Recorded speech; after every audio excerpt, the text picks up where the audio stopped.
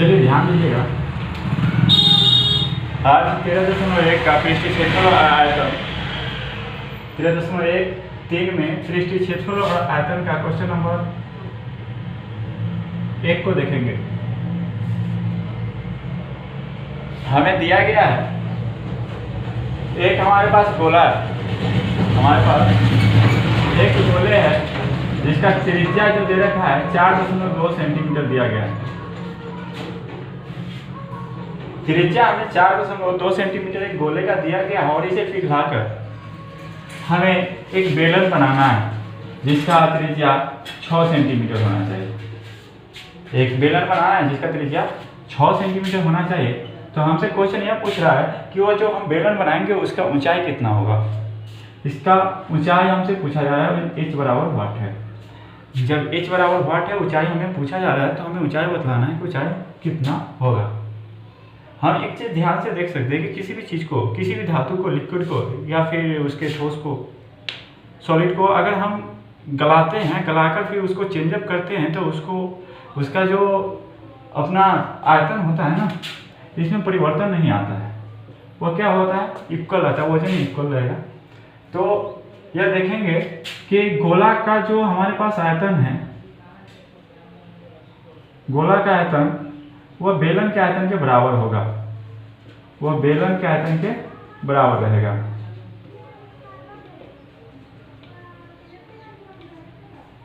तो यह गोला का जो आयतन है वो बेलन के आयतन के बराबर है। जब गोला के आयतन बेलन के आयतन के बराबर है तो हम फॉर्मूला लगाएंगे, गोला के आयतन बराबर 4/3 पाई आर क्यूब, और बराबर कर देंगे बेलन का आयतन है हमारे पास पाई आर स्क्वायर एच।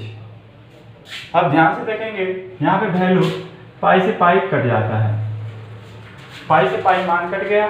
अब हमारे पास 4/3 गोला का आयतन है तो गोला का त्रिज्या लगेगा जो 4.2 दिया गया है, तो 4.2 का क्यूब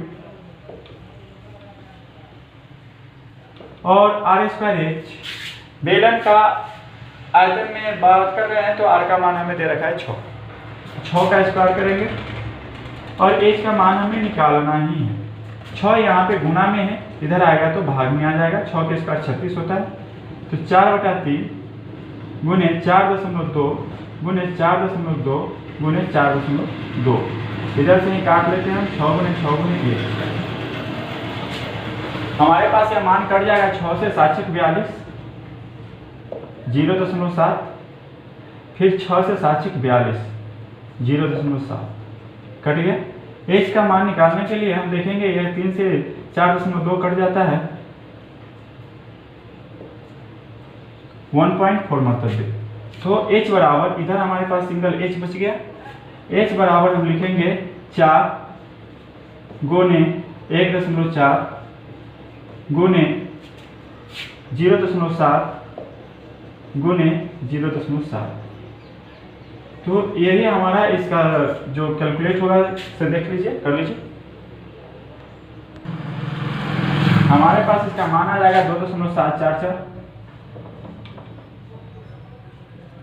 सेंटीमीटर। तो हमें बेलन की ऊंचाई प्राप्त हो जाती है 2.744 सेंटीमीटर। ध्यान दीजिएगा 13.3 के हम क्वेश्चन नंबर 2 देख रहे हैं।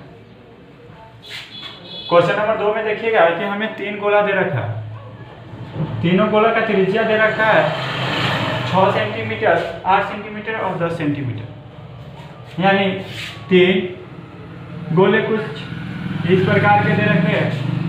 और यह तीनों गोलों को पिघलाकर एक बड़ा गोला बनाया जाना है। अब पूछा जा रहा है एक जो हमें गोला बड़ा प्राप्त होता है, इसमें त्रिज्या का मान कितना होगा। तो हम ध्यान देंगे कि जब आयतन इक्वल हो तो तीनों का आयतन निकाल कर जोड़ लेंगे और वह बड़े गोले के आयतन के बराबर कर लेंगे उसे। तो इससे हम पाएंगे कि गोले का आयतन क्या होता है, 4/3 पाई आर क्यूब। तो तीनों गोलों का आयतन निकाल लेंगे। तीनों गोलों का आयतन, तीनों गोलों का आयतन निकाल लेंगे। तीनों गोलों को आयतन निकालने के बाद हम उसको बड़ा वाला गोला के आयतन के बराबर कर लेंगे।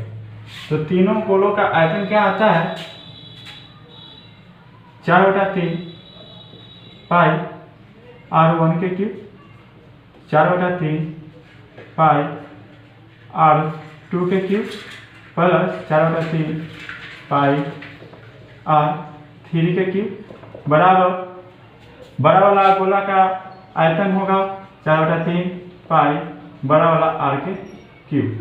मैंने माना कि इसका r त्रिज्या है, इसका त्रिज्या स्मॉल r1 है, इसका त्रिज्या स्मॉल r2 है और इसका त्रिज्या स्मॉल r3 है और बड़ा वाला का त्रिज्या r है, कैपिटल R है। अब हम यहाँ पे पाते हैं कि 4 पाई हमारे पास कॉमन है, 4 पाई 4/3 पाई हमारे पास कॉमन आ रहा है, 4/3 पाई को हम कॉमन ले लेते हैं। हमारे पास जो बचेगा वो क्या बचेगा, r1 का क्यूब बचेगा, r2 का क्यूब बचेगा और r3 का क्यूब बचेगा।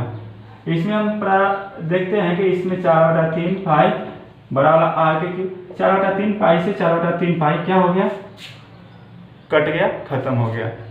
4/3 खत्म होने के बाद हमारे पास प्राप्त क्या होता है, r1 के क्यूब प्लस r2 के क्यूब प्लस r3 के क्यूब बराबर बड़ा वाला r क्यूब। r1 का मान हमारे पास 6 सेंटीमीटर दिया गया है, r1 के मान कितना दिया गया है, 6 सेंटीमीटर दिया गया है। तो हम 6 सेंटीमीटर का क्यूब करेंगे, 6 का क्यूब करेंगे प्लस r2 का मान हमें 8 सेंटीमीटर दिया गया है तो 8 का क्यूब करेंगे प्लस r3 का मान 10 का क्यूब दे रखा है तो 10 का क्यूब करेंगे, जो बड़ा वाला r का क्यूब के बराबर होगा। 6 का क्यूब करेंगे तो 216 हमारे पास आएगा, 216 प्लस 8 का क्यूब हम करते हैं तो 512 आता है, अब प्लस 10 का क्यूब करते हैं तो हमारे पास 1000 आता है, जो बड़ा वाला r क्यूब के बराबर होगा। हमें सभी को ऐड कर लेंगे, सभी को ऐड करने पर हम पाते हैं हमारे पास आता है 1728 सेंटीमीटर क्यूब बड़ा वाला r क्यूब के मान के बराबर।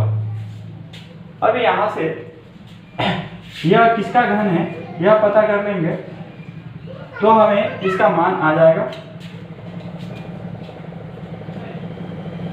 तो यह हमें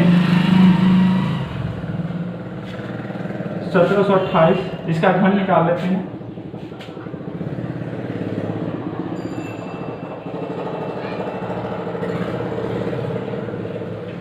बारह का यह घन आ जाता है, यह 12 का आपको घन आ जाता है तो बड़ा वाला r क्यूब का मान आप देखिएगा, ये 12 गुने 12 गुने 12 बराबर r गुने r। तो हमें एक r के बराबर 1/12 प्राप्त हो गया। तो हम कहेंगे कि बड़े वाले घन का जो त्रिज्या आता है वह त्रिज्या हमारे पास प्राप्त होता है r बराबर 12 सेंटीमीटर। यही हमारा आंसर हो गया।